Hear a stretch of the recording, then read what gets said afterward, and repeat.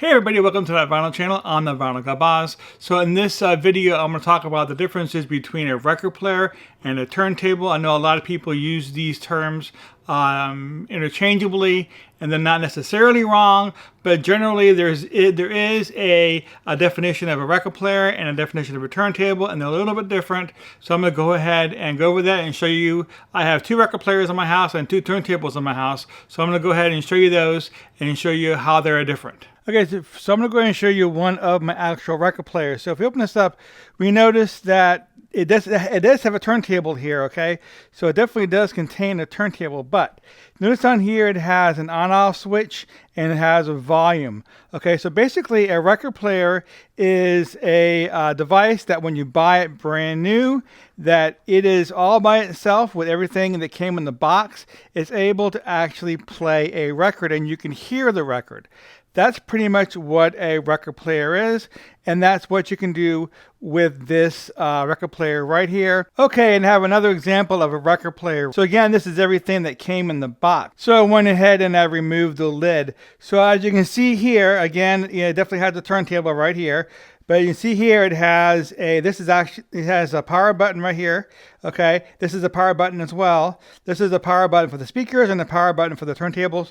Not sure why they did that, but it definitely has a power button. So this here is on, and here's the volume. You can see it says volume right there, balance, and the tone. Okay, and so this will play records all by itself, and you can hear those records as well. So that's why this one here is called a record player. So now I'm moving into where I have my two turntables. This here is a turntable, and this here is a turntable as well. So this turntable cannot play a record all by itself. So what you have to have is that you have to have an actual what's called a phono stage or a preamp. And this one here is plugged into this preamp right here. Okay, and then that preamp is plugged into this amp. Okay, so it has to have this amp and it has to have this preamp or phono stage for this turntable to play records.